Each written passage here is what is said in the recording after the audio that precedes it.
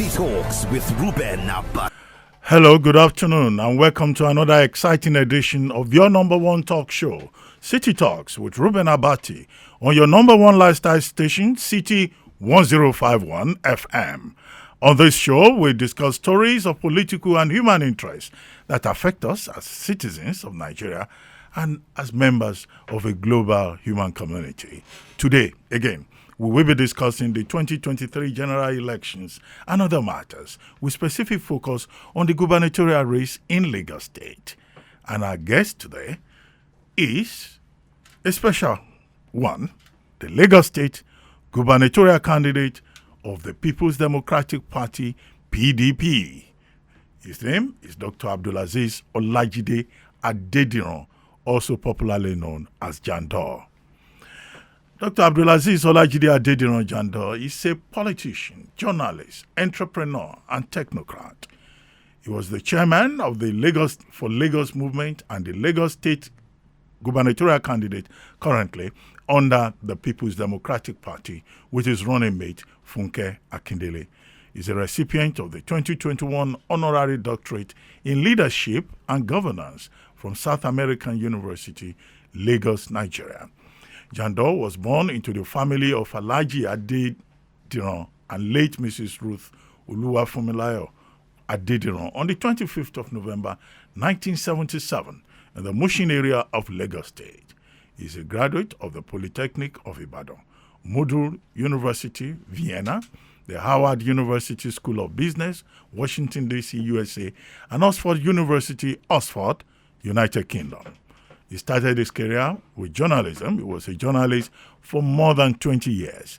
He eventually ventured into politics as a member of the All Progressives Congress. He was a convener of the movement Lagos for Lagos, a movement under the All Progressives Congress. He eventually defected to the People's Democratic Party and is currently the gubernatorial candidate of the 2023 Lagos gubernatorial election on the platform of the PDP. He's happily married, and if you want to be part of this conversation, you can call us on 0700 1051 1051, and you can also leave comments on WhatsApp on 090-916-4403 and on our social media accounts at City1051 on Zoom, Facebook, YouTube, and Instagram. Thank you very much for joining us, Dr. Adediran, on City Talks with Ruben Abati on City 101 on City 1051 FM. Thank you for having me. You're welcome. Thank you for having me.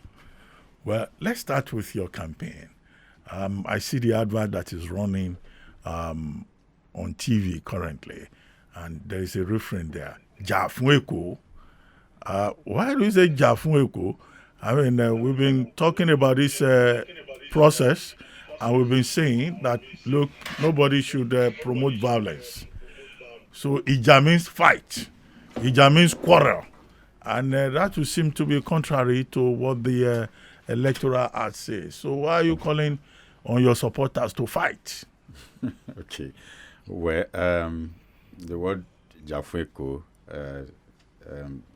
doesn't literally mean physical combat. It means fight for Lagos, fight for the soul of Lagos. It's called Jafweko.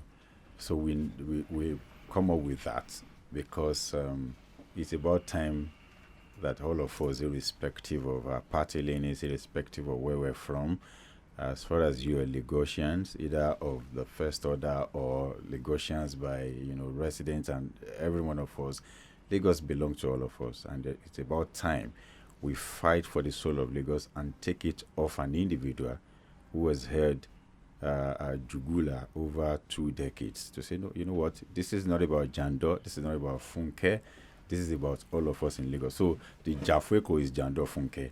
So both of us, symbolize this fight for Lagos. So that is what that is about. It's about time we fight for Lagos. Okay, Lagos has been under the political hegemony of the APC for about 23 years, since 1999. Yeah. Now, before you, the top PDP aspirant, gubernatorial aspirant, was Mr. Jimmy Agbaje. He tried and tried and tried again. He couldn't displace the APC. What is it that he could not do that you want to do this time around to displace the APC and become governor of Lagos State? First and foremost, let's just first agree, say perhaps Jimmy Agbaje is not destined to be. He puts up a good fight on the 2 occasions that he came out. And but for us, this time we're going to wrestle that power because we are ordained to be the one that would, end this hegemony that you spoke about. Aside that, we're putting it a whole lot into this. Don't forget, I was coming from the APC.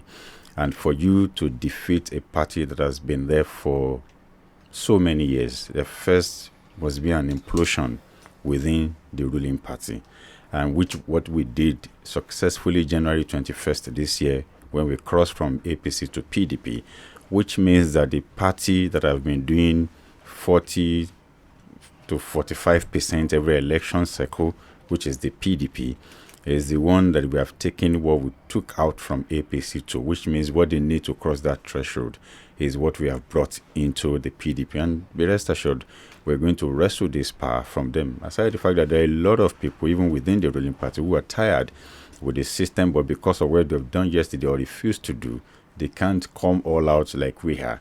They are also there to assist in wreaking havoc from within. So it's like a guerrilla warfare. You don't know who is your enemy. I mean, the next person sitting right to you might even be your very worst enemy, because everybody needs a Lagos that will work for us going forward. People are tired. Even politicians are tired, irrespective of their party leanings. And it's about time we do something else in the state of Lagos. So we are going to take it this time. Okay, I get your point. Hegemony, by which some people monopolizing power, dominating everybody in Lagos. I get your point. Some people are tired. But you were the convener of Lagos for Lagos movement. Yes. Is the big issue that you are pursuing the fact that most of the people who have been governors in Lagos have been said not to be Lagosians, maybe with the exception of one person since 1999. That's the criticism, or maybe the exception of 2 persons. Okay, are you running on an ethnic Lagos for Lagos agenda? And what are those loopholes in the APC government that you think will need to be addressed? Okay, first thing, Lagos for Lagos is a mantra that's got everybody's expression embedded in it, irrespective of where you're from. As Lagosian of the first order, we have our own expression embedded in that Lagos for Lagos mantra. Even those that are not of, Yoruba extraction, living in Lagos and working and doing everything in Lagos, got their own expression embedded in our Lagos for Lagos. So our Lagos for Lagos is not, everybody has his own in that. Either you are an indigene or you are non-indigene or you're from anywhere. What we are saying is that Lagos hasn't worked for any one of us. It's about time we have a Lagos that will work for us. Just last weekend, I was at the South caucus of the Lagos for Lagos movement. Those that are not from here, I'm sure they wouldn't be part of this if they've not seen their own expression as embedded in that movement. Same of the Southeast, we have structure within even the Igbo town unions in Lagos, in major market, Igbo major market in Lagos. So, and we've been together for over 7 years now, going to 7 years now that we've been on this. So they find their own expression embedded in it. So speak about the aborigine. Their own expression embedded in it is perhaps we want to put a stop to one man deciding everything, including who is the king in our village or who is the ballet in our small hamlet. They want to put a stop to somebody grabbing our lands in the name of giving us public infrastructure. And what you then see is a private estate springing up and all of that. So they've got their own expression also embedded in all of this. So it's not about whether you are from Lagos or you are from anywhere. Of course, yes, we are taking the lead, of course, because we have no second address, and we believe it's about time we birth a Lagos that is going to work for everybody in the state of Lagos. Okay, Let's begin to look at the issues. In terms of infrastructure, Yeah. some people will say that the APC administration has done very well in Lagos. Only a few days ago, the Blue Line was inaugurated by Governor Babajide Sanwo-Olu.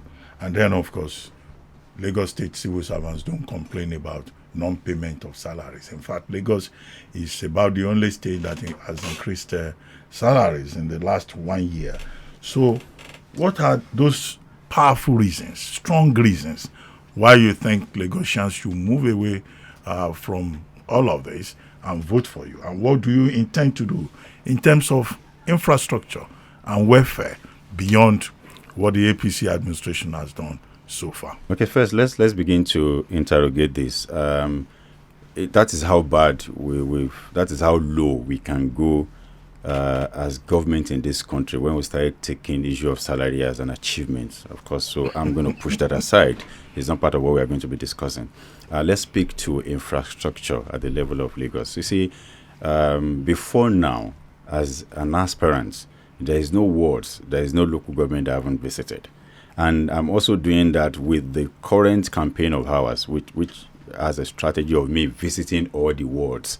So in the 245 wards, so far I've visited 129 wards, across 11 local governments. So I have about 9 to go. So this is the revelation. I need to speak this to you. You see, in this state of Lagos, we have 9,326 kilometers of roads. From these, 510 kilometers of the federal government. And local government has 5,834 kilometers of the road, while state is left with 2,982 kilometers of roads. Now, my visitation to all the wards showed to us that over 80% of the 5,834 kilometers of roads belonging to local government and in a sorry state and a state of disrepair. And that's the truth. Inner roads in Lagos is terrible. Now, even the 2,982 kilometers of roads, that is of the state government, unfortunately, we still have majority of them in a very bad state. No, I visited all these places. I come up with material to show to people of Lagos, this is your Lagos. The only roads in Lagos that are working are the ones built by the federal government. The major roads in Lagos, which are federal government road, the Korodu Road, Third Mainland Bridge, Agege Motor Road, all of these are federal government roads. And the few state roads that is working in the state of Lagos is the one built as far back as Latif Jakonde, like this road now, you understand, and few other roads that are working. So things are very bad in the state. And that is why you can have a situation where the current government took over power in 2019 with a poverty rate of 4.5%. Now it is 8.5%. Without infrastructure, that is what you get. Now we can have an unemployment rate when it came to office in 2019 of 14.6%. Now it is 37.16%. That is after he claimed that he has invested 10 billion naira into Lagos State Employment Trust Fund. So you now ask yourself, is it that this money further impoverish us, or where did the money go to?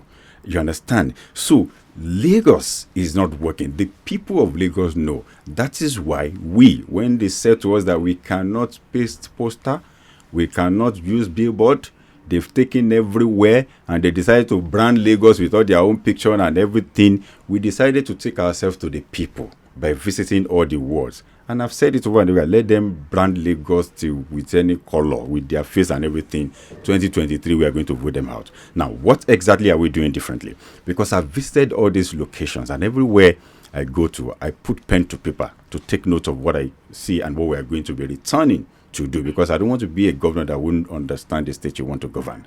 We are going to embark, in fact, we're going to declare a state of emergency on inner roads in Lagos. We're going to embark seriously on fixing of the inner roads. All these public works that we have, we will put them to use, and we are decentralizing them, making sure we put them in all the divisions of Lagos so that they can quickly go into this road and fix it. Let me tell you something. They will tell you this roads that we're speaking about is local government road. Me, as governor of Lagos, the same manner you see the states fixing federal government roads, and requesting for the money later. I am going to fix local government road if they are not ready and deduct the money from their monthly this thing, so that we give our people who you can't differentiate who is a federal citizen, who is a local government citizen. Everybody lives in Lagos. So we are going to pay more attention to that. Now, let me then come to this issue of Blue Line that we were busy celebrating. I will say this to you. I have information. We're supposed to have had about 2-3 debates before now. The governor is the one shifting the dates, because he has nothing to show for almost his 4 years in office. So he needed something, to say this is what we have done. But unfortunately, a railway, not even line, that started 13 years ago with original plan of building in a 27 kilometer. And today, well, I'm not even going to the costing. And today, we have done 13 kilometer in 13 years, and we are celebrating. Now, this is just 27 kilometer railway. Al Borak in Morocco, about 22 kilometer, was fixed under 7 years. I don't know if you understand. 322 kilometers was fixed under 7 years, delivered, And we have also in Kenya here. So then you start asking yourself, so all of this that they are trying to do is, you see somebody who has nothing to show and struggling to fix a face of performance. Ambode didn't do anything on this Blue Line throughout his tenure as governor of Lagos State. But in his 4 years, he did very well. We can see on the streets of Lagos infrastructure that he can point to. Abule Egba flyover was there. Ajah flyover, he built it. The Airport International Road, he did it. He did 114 inner roads, local government roads, when he came into office in his first year. This is something we can speak to. This particular government has nothing to show, and they needed to quickly do a photo ops and present something and say, this is our achievement. It's sad, but Lagosians are not daft. So you are commissioning, or whatever name you want to call it, a train that is taking you from Marina to Mile 2. If you calculate the number of bus stops you have there are just 3. Marina, Igomu, Orile, the next thing is Mile 2. I mean, is that what a mass transit train? I don't understand. This should take people from that Marina to Kukumaiko. Before you get to Kukumaiko, do you know how many bus stops you are going to come before you get to Kukumaiko? Now you are celebrating a 2 bus station or train station line, and you're all clapping. You're taking pictures and doing that. You're putting canopy, calling channels to do live coverage and all of that. It's embarrassing for a state of Lagos. See, we don't even have enough compared to Rivers. As whatever name you want to call Governor Wike, he commissions project like every other day. As a governor, he commissions project like every other, flyovers everywhere. And that is what we are going to do. We will make sure the Lagos wealth work for Lagos. Unlike what we have now, the wealth is only on paper. It's about time we make it. That is why we have our blueprint tagged a wealthy Lagos in truth. That's what we are achieving. Every place where you have traffic bottlenecks to the intersection, we have enough money to fly them over. That will give us what we want. From Lekki to Ajah, Epe, we have enough to fly over all the intersections to take away gridlock from that one. And we have enough to also build alternative routes that will take people off from major road. Let me give you an example. I went to a community called Oriba community. From Eleron, it's about 19 kilometers into that community. We won't speak about what is there. It's a part of this Lagos. No PHC in that place. They give birth inside Kano in this same Lagos. And the road that is there, I travel that road, dark waters, and inside bush, 19 kilometers. So we are going to build that road. Eleron is immediately after you leave Eleko Junction, going towards Ekpe. That place, we will build a road that will lead to Itomo, from Itomo to Badore. So if you don't have business on Awoyaya, on Shangotedo, on this Aja, you can, from that place you enter to bust out on that in Etiosa. These are things that we'll use Lagos money to fix, because we don't have anybody who will tell us to bring it. We were not rerouted into this. We had convictions to come and do this. We put a stop to this nonsense. Look, if you take, for instance, in Etiosa, there is no single general hospital in Etiosa, not single one. The land given by the community for them to build general hospital is where you have Royal Garden Estate today. And today, no single general hospital in Etiosa. The land given by the community is where they built Royal Garden Estate. So they're fond of community to community, take your land in the name of giving you public infrastructure. Before you know it, will turn to private estate owned by somebody. No, it shouldn't be. Okay. We will put a stop to this and make Lagos work for everybody in Lagos. Jandor, I also live in Lagos. I think it may not be really fair to say that the Sanwo-Olu administration has not achieved anything. Then I just mentioned what Ambode did now, pointing. Can you mention to me? We were all here yes. when this same government managed the COVID crisis. Oh, goodness. And did so with distinction, so that, Lagos in terms of health was praised by everybody.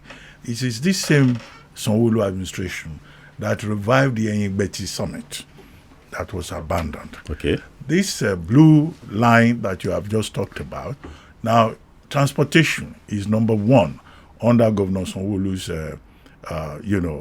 themes agenda. And what he has tried to do is to do a multi-pronged, multimodal transportation network that is part of the Lagos Master Plan. He's invested heavily in the water waste transportation.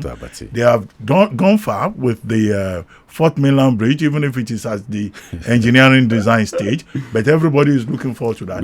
Apart from the blue line, there is the red line. I will pick this. And the government has also told us that the other line from my 2 to Okokomaiko is also something that the administration is working on. So it may not be fair to just say, "Oh, what has he done?" Dr. Abati, yes. Let's speak to all of this. You spoke about COVID, which is a global pandemic that puts the entire world on its knees. Right. Yeah. It didn't just happen in Lagos. So, between COVID that came and Borno State, even though the guy is not of my party, who is governing a war-torn state, who has done better with limited resources. Well, I live in Lagos. Thank you. I'm reporting what I've seen in Lagos. No problem, sir. So this government continued to hide under the fact that there was COVID. Okay? And that is an excuse for them not to perform. Number two is that what lessons or what investment has the government in itself made on this, or what lessons have they learned from this COVID of a thing and invest to prevent, reoccurrence of such emergency? We had during this time, if you remember, 3 makeshift, what do you call them? Isolation centers. One built by Kakovid, the one in Onekon built by GTB, aside from the Yaba that has always been there, and the Rena Center in Magada that they converted into it. After COVID, all this dismantled. I don't know if you understand. Why did we have to quickly call for help and let people build for us? It shows that if we have a replica of COVID tomorrow, we're back to square one, looking for help here and there. Well, nobody is praying. We're not praying, but you can't tell when this is going to come. I'm just saying you prepare for it. So we've learned no lessons, and all the investment made on that gone into the drain. And let's speak to, I don't want to talk about Fourth Mainland Bridge. You know why? In 2003, I was a political correspondent in this state, and Tinubu campaigned for a second term with Fourth Mainland Bridge, and they are still campaigning with Fourth Mainland Bridge till tomorrow that we have not seen it. So I won't speak about something that is not in existence. Let's drop that into a dustbin of history. And in terms of transportation, this blue line, you pressing them, you say no because he said this is the theme and all that. What are we speaking to? Are you aware that what you had 2 days ago wasn't commissioning? It was inauguration. Thank you. Are you aware that they've had another ceremony about 2 weeks ago saying that erecting of the final beam, and they put canopy and they are celebrating? I don't know if you understand what that is speaking to. What are you celebrating really? Okay, now with all the ceremony that you had yesterday, can I get to Marina now and say, okay, I want to board this train, and somebody take me? No, it's not ready. And if you then begin to interrogate the amount of money that has been invested into this, and again, what is it meant for? Mass transit. And I'm asking you, between Marina and my 2, I can trek it. That 13 kilometers, if we do our morning jogging, we will go through it. That shouldn't be for rail line. I mean, you understand what we're talking about? It's just like taking Heathrow Express from Heathrow to, you know how many, you know the kilometer of, I mean, and it's going to take you. So this is a joke. It's fine. They put in our money into it. And by the time we get into office, because we are going to get into office, they are going to go. Let them do anything like that. You will see some of the things that you have not seen. So now let's speak about Betty. You know, yes, it's a good thing that, okay, try to revive Betty. But, Dr. Abati, have you seen this joke called current government of Lagos? They had a development plan, you understand, of I think 2020 into 2025, right? Development plan has the same aspiration with their current development plan that is going to get to this thing, which means that in the first 15 years or thereabouts that you had, nothing happened. And now you have the same aspiration in that development plan to say now between 2023 to 2050 something, about 50 years, another development plan. It shows nothing. And they know, they can see this. So all these reports that I gave to you earlier on, these are NBS reports. So for a government that has taken loan more than any government, and you ask yourself, where has it gone to? Sanwo-Olu alone took 255 billion, and just a few months ago, it took another 79 billion, growing our debts now, both internal and external, to 1.4 trillion, Dr. Abati. Where has the money gone to? I've not spoken to their budget performance in terms of revenue, which they reported on their own. So this is just money that you borrowed, and with the one that we generated, where has this money gone to? Because there's this conspiracy of silence in Lagos. Everybody feel comfortable. Nobody wants to answer anything. I just go about it. Things is wrong. So there's nothing to praise about this government, and it's about time. And I know the problem. You know the problem. Everybody knows the problem. The problem is that there has always been one governor in this state since 1999. These other ones are placeholders. Okay. On that note, our special guest, Dr. Abdul-Azeez Adediran, gubernatorial candidate of the People's Democratic Party in Lagos State, popularly known as Jandor. Let's take a quick commercial break. After that, we'll be right back. City Talks with Ruben Abati. And for those of you who are just tuning in, welcome to City Talks with Ruben Abati on your number one lifestyle station, City 1051 FM. And I remain your host, Ruben Abati, and we've been discussing the 2023 general elections and other matters, again with special focus on the gubernatorial race in Lagos State.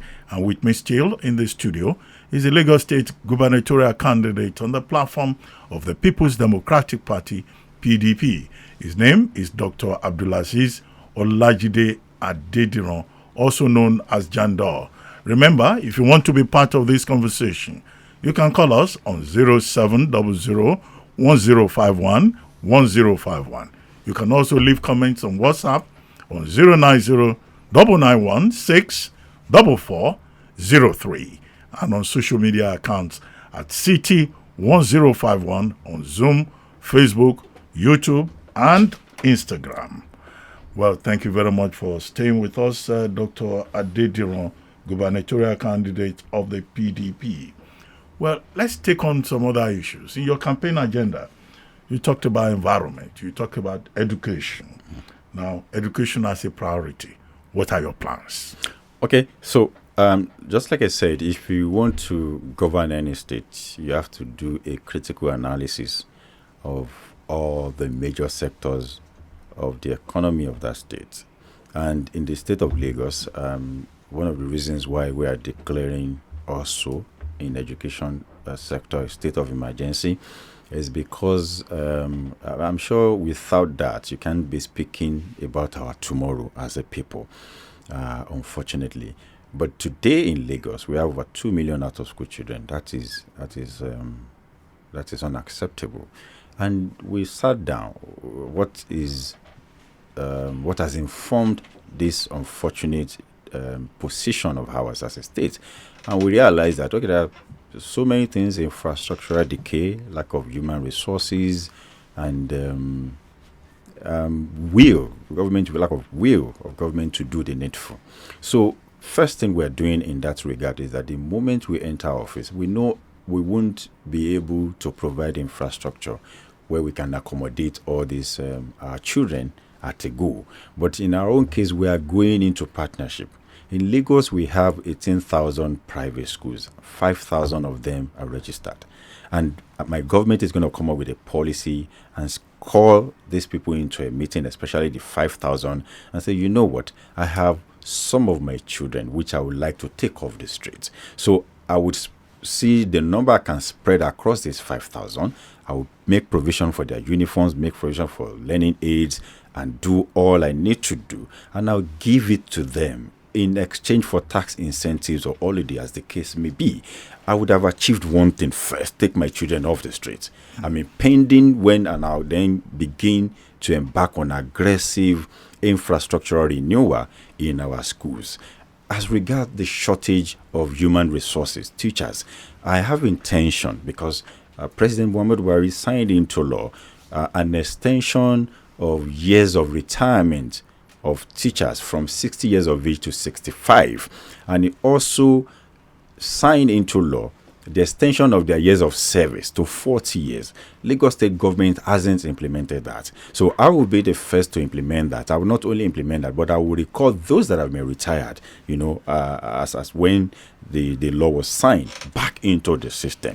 Because I will be taking in some to come in. And this one that I'm bringing in, we give, aside from the training that they're going to take, we then be able to pass on the baton to this one when they're going, and they have somebody to settle them into the system of the school. So this will also do something. Then, because we want to do a free and compulsory education, so we have seen some of the things that would inform a parent not to send his children or child to school. What are those things? Maybe lack of learning aids, school uniforms, and those things that would not, allow them to send, because in their own free education, you don't have all of that. So if a pupil or a student go to school with a torn uniform, you will see teachers saying, don't come to my class with that torn uniform. And perhaps this has happened to me before. But as the parent don't have money to buy school uniform at this point, and it's okay, sit down home and let's begin to see if we can sell one or two things to get you back to school. Or the issue of bringing benches and that. So we have a policy that is going to ensure that all primary and secondary school children in this state are given free school uniforms. And this free school uniform is not the one I'm giving as contract to one company to go and bring it from abroad. No, I'm engaging all the local tailors in the Ikeja local government, for instance, to produce for all the schools, both primary and secondary school, in the Ikeja local government. So by so doing, I'm not only producing uniform for my children, I'm also increasing the earning powers of the locals. I'm also, I'm bringing an informal sector into formal and put them in my tax nets. And this is how to run economy. So if I give it to somebody who will now go abroad and bring it in, I have done nothing to assist the economy of Lagos. And by so doing, you will see the echo, of this same policy. That is one. We will introduce in our school all this vocational training. You see, our sisters and brothers today, when they're done in university education, they go and enroll in one fashion designing or makeup artist and all of this, and put the certificate, and this is what they do. So why didn't we include this into the curriculum. I'm aware that maybe West African Examination Council, I may have issues with that. But as a governor of the state, I'm going to be a member of NEC. So we can take this to NEC and take it further to West Africa and speak to what is happening and ensure that we prepare our children to, be able to be part of the economy that we have. So that is what we're doing in terms of education. We might not benefit it now. That will be speaking to our future. Because today, I don't think I'll be in this studio if not for education. If not for the privilege of being educated and the likes that we have out there. So I would have been able to reduce the number of children we have on the street. In fact, I was speaking to a friend rather, who is an educationist, and I spoke to her about this particular thing. And she expanded it more. She said, Jandor, this is fantastic. Beyond even the private schools, do you know that you can make use of churches, mosque, and get somebody, take these children off the street, and before you know it, that person keep them from morning to afternoon, imparting knowledge on them. You've given them what they want, pending when you're done building all the necessary infrastructure for you to take them in. So you have to be deliberate if you want to govern a state. You have to take a critical analysis of the problem and how do you resolve it. So we're speaking this today. What they celebrate in terms of education is when they build a block works and they say they have built 5,000 classroom. It's not about that. It's even more about the content that you give to these people. We were privileged to go to university abroad. When we got there, what we saw was a building, not a landmass of university, but on last two or not these things. And we're asking, where's university? So in these 4 flats, you understand, you get, education and you come out. The content, it is what we're speaking to. I am not saying we won't do infrastructure. Of course, I'm saying we'll put priority on what, if you teach people under the tree with the right content, and that person gets anywhere, will compete favorably anywhere, they won't even know whether it was taught under the tree and everything. So this is what we're doing in terms of it. We'll be deliberate about it. We're going to declare a state of emergency. Even the 13,000 out of the 18,000 private schools that were not registered, we will look into them and see how we can do. Dr. Bati, is bad today. Everybody, including your cleaner, is sending their children to private school. That's because they don't have any confidence in the public school anymore. It is that bad. But the so we need to change it. But the challenge with free and compulsory education from primary school to secondary school, as you are pointing out, where are you going to get the funds from? Exactly. Because if you say tuition is free, and then you go as far as sewing uniform, Dr. Abati, for students in primary and secondary school, this is Lagos. Where would the money come from? This is Lagos that somebody is campaigning with to say, I grew the revenue of this state from 600 million to 50 billion naira today. And you and I know that we have not seen that 50 billion naira on the street of Lagos. It's about to make that money work.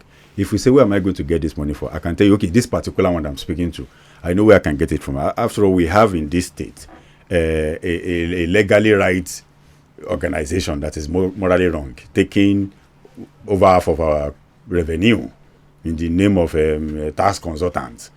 I mean, I can review that and take that, but this policy that I spoke to you about, it's only going to cost us 24 billion naira in a fiscal year.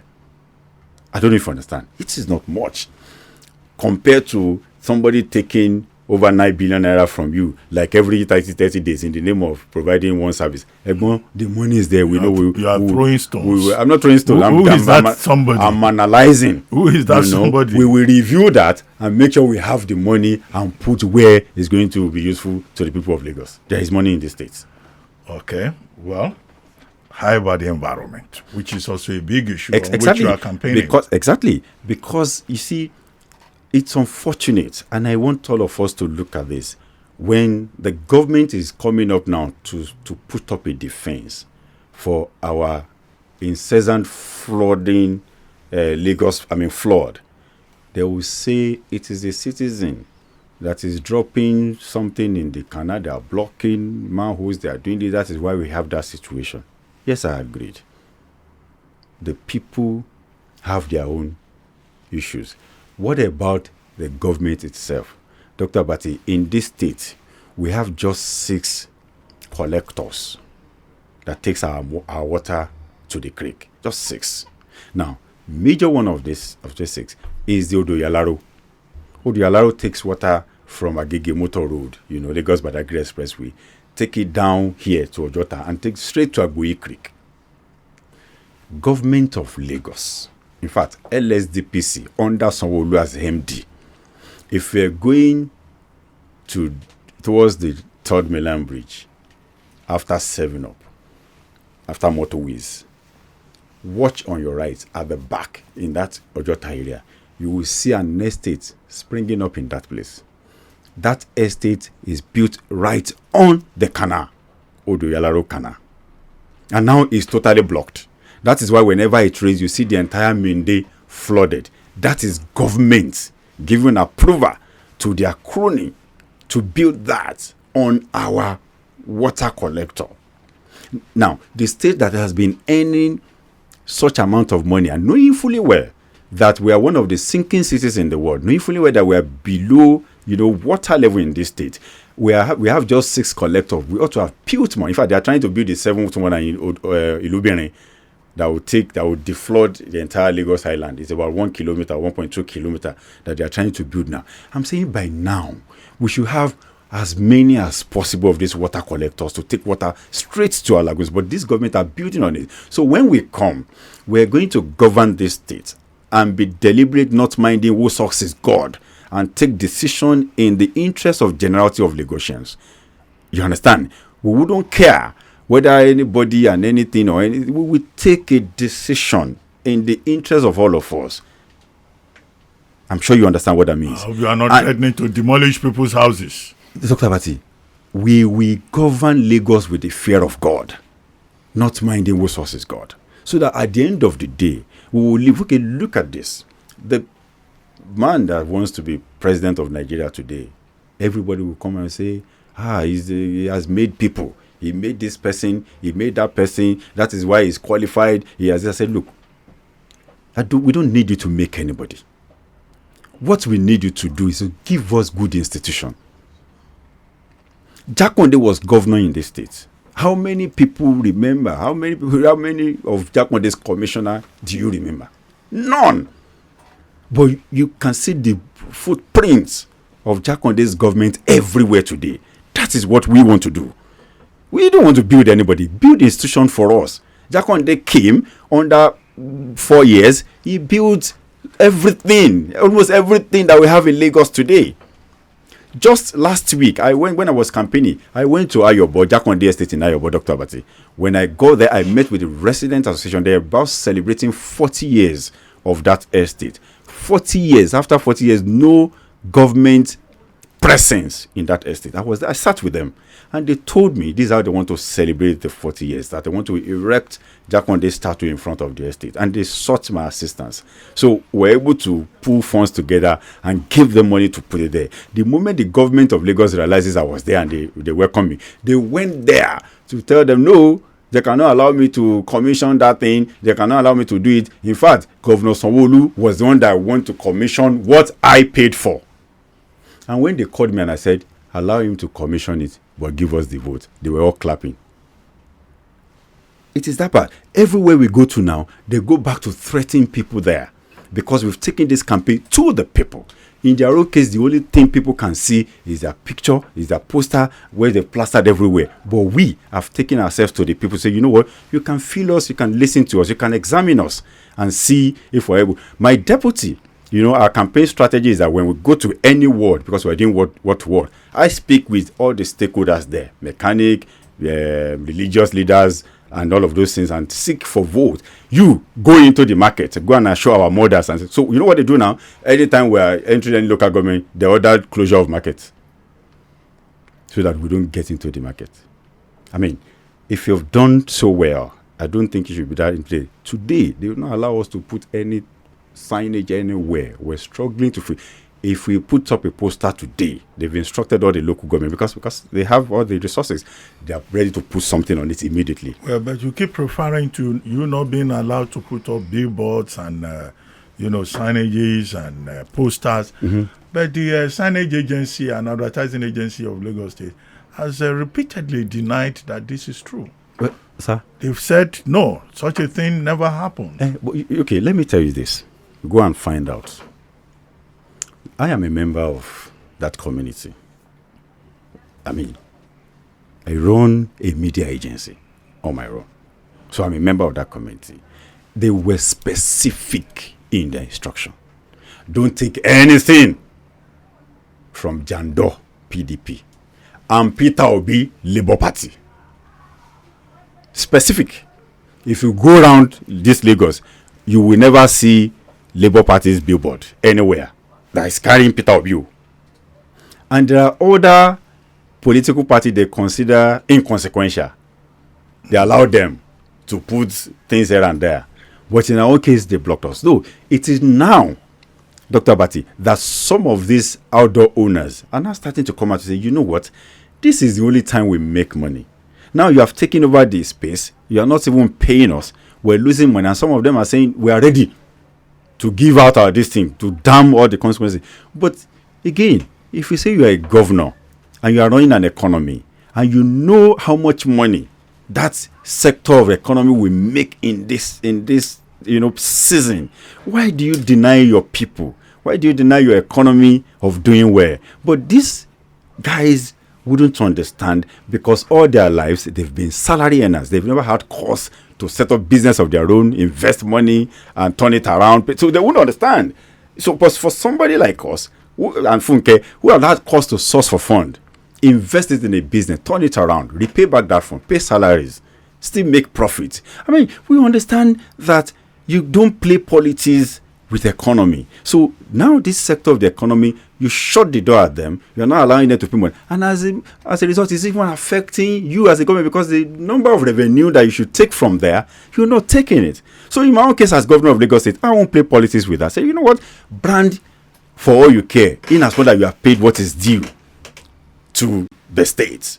I don't have a problem with that. What I've done as a governor will speak for me on election day. But so why do you have to say, don't take this, take that? It is because you know you have done nothing to deserve people's vote in 2023. Dr. Bati, we are going to beat them silly, both the godfather and the son, in this election, and we send them packing. Me and Funke will put an end to this hegemony that we've been speaking about since morning. Okay, you've mentioned your running mate, Funke Akindele, 3 times in the course of this conversation. Mm-hmm. But many people say they don't see her as a politician, that they see her as an actress, which is her career path where she has distinguished herself.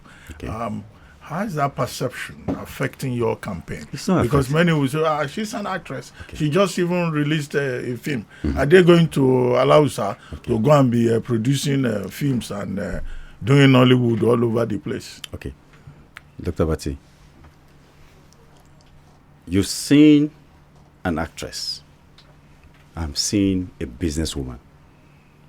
You've seen a film. I'm seeing a boost in our economy. The film you're talking about came out just last week. And in a week of that film, he's doing first locally, second internationally. I don't know what you're seeing. In Funke, I saw a lady who you can call a man that has built a career from scratch to an enviable status it is today. I saw somebody who has invested heavily in the economy of Lagos by employing people, paying taxes, paying salaries, and who has done well in a chosen career. We are coming to manage an economy of a state of Lagos. I don't know what you're saying. I'm seeing somebody who has excelled in a chosen career with no help from the government. That is how, we sat down and I said, okay, this is what we're going to do.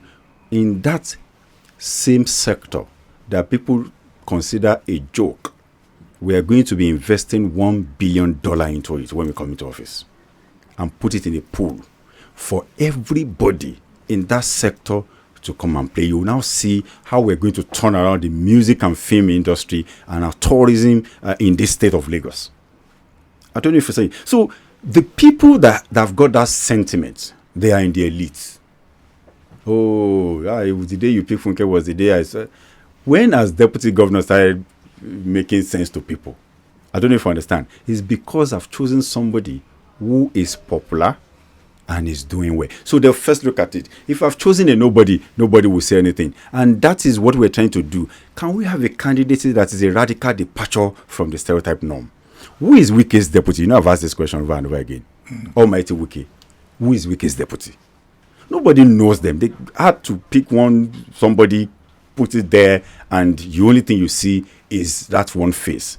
But we have done something different by picking a notable person as my deputy. And you know what?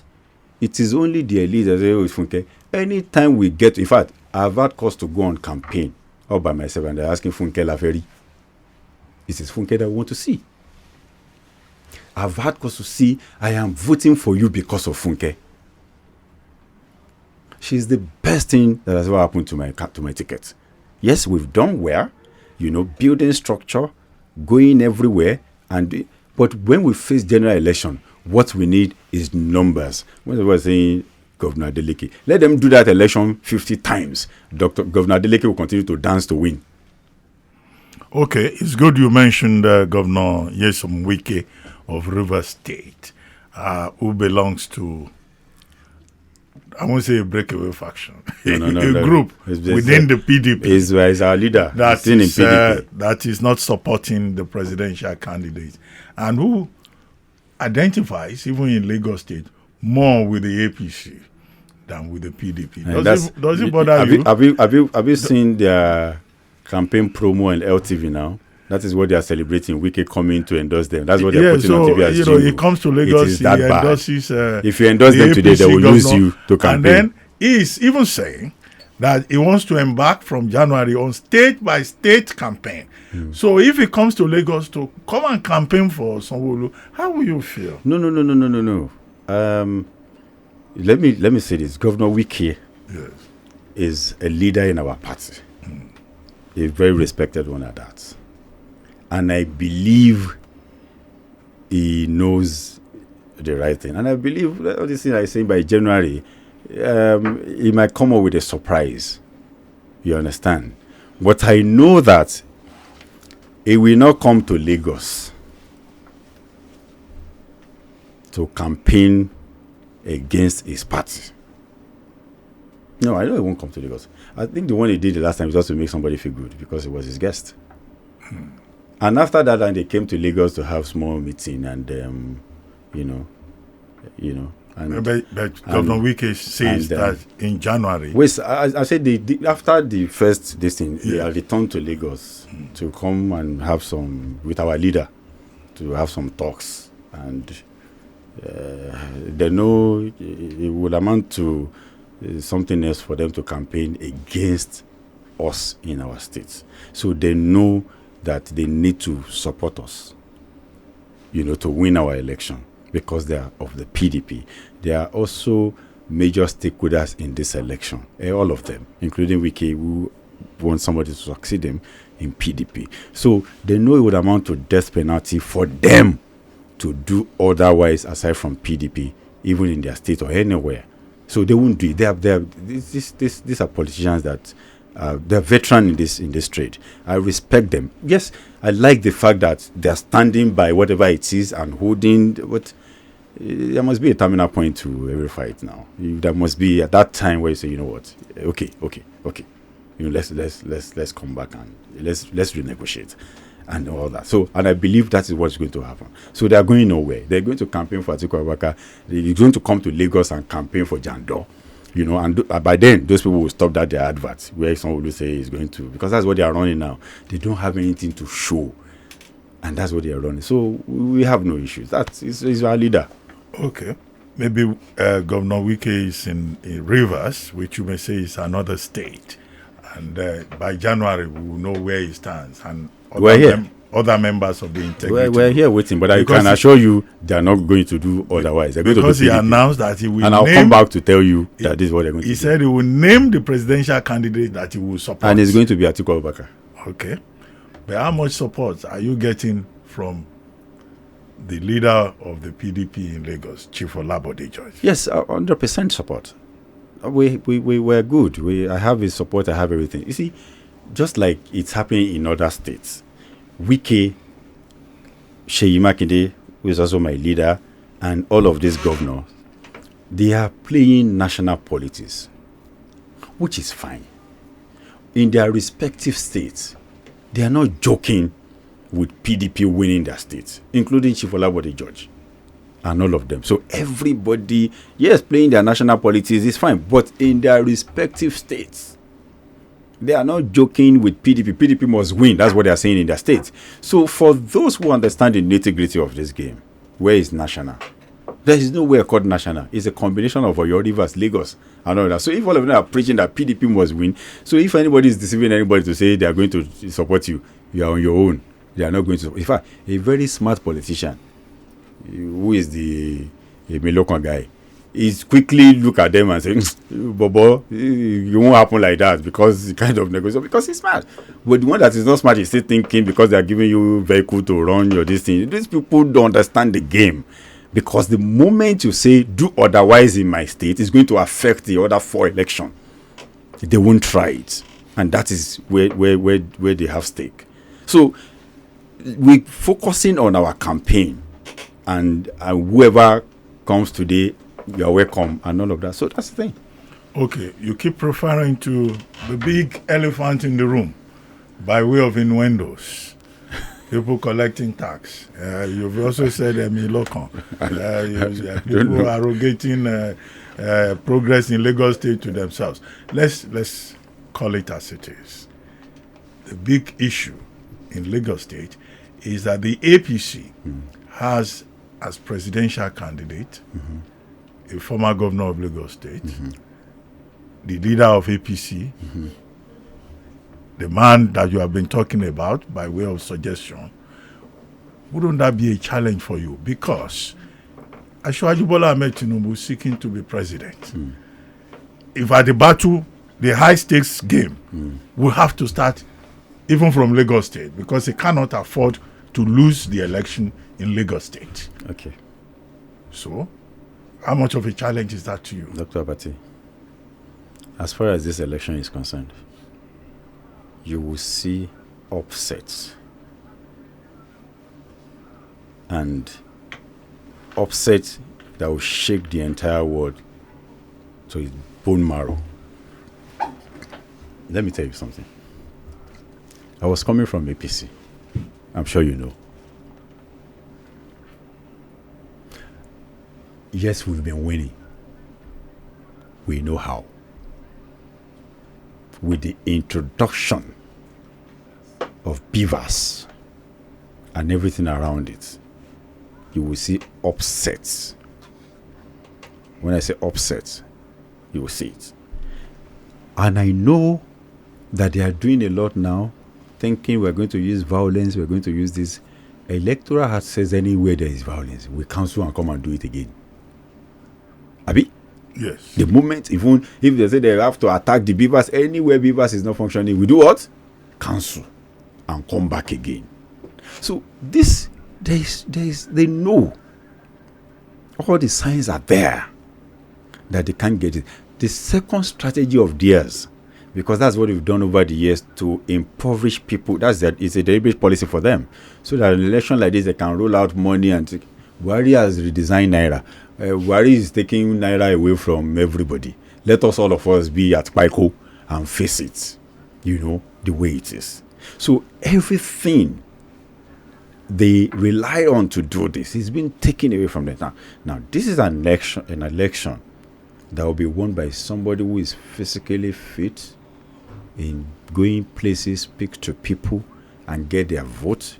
You can't sit somewhere and control things to happen with this election. Let me tell you something. Here in this state, he will be defeated. And people will ask, how? Why? And we will now tell you that PDP has always been defeating. All the things that they're doing, we know. Relating with INEC people and doing all of this. So we get this information. We're just laughing, collating them to when we are going to strike by doing the needful and take it to the appropriate authorities with evidence. Let them continue. We know.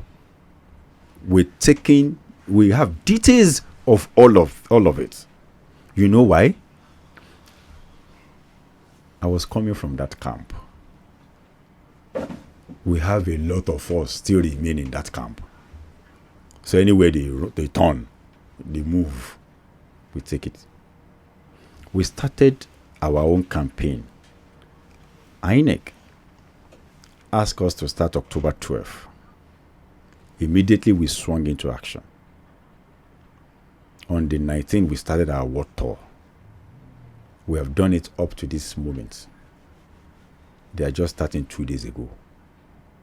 What do you think is responsible for that? They are confused. How do we match it? Should we also do what? No, we can't do what they will stone us. Don't try it. We didn't do anything there. They have to withdraw. So what do we do? Our local government by local government, carry party. That is what they've resorted to. Somebody said, this their silence should worry us. I said, no, because I have information. The center is not holding. They don't know where to start. They can't face the people. They cannot. The only thing they can do is to threaten people. I went to Mushin.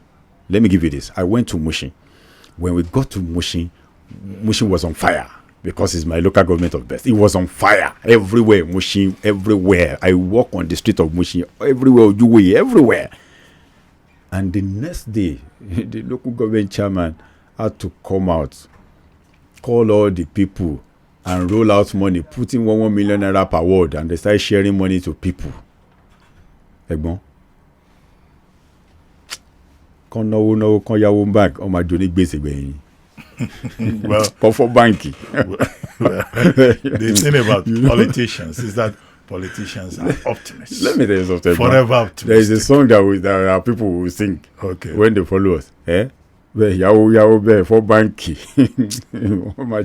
There is a song that our people will sing when they follow us. Yawo for banking. You know, that's them. What are they reacting to? Anyway, let me ask you. You have indicated that I see you already looking at your wristwatch. Yeah. I want to thank you for, in fact, agreeing to come to the studio for this special edition of City Talks with Ruben Abati. But in the event that you don't win, you go straight to the tribunal because you've already suggested. No.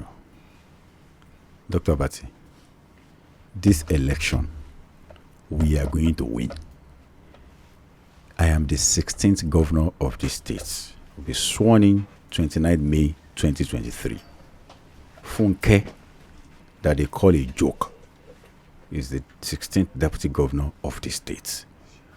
We will defeat them. They've got nothing to stand in our way on this election.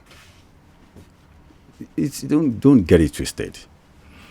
Well, on that note, I'd like to thank you very much, Dr. Abdul-Azeez Adediran, Jandor, gubernatorial candidate of the People's Democratic Party in the 2023 gubernatorial election, for taking time out to even come physically to the studio to discuss this topic for today.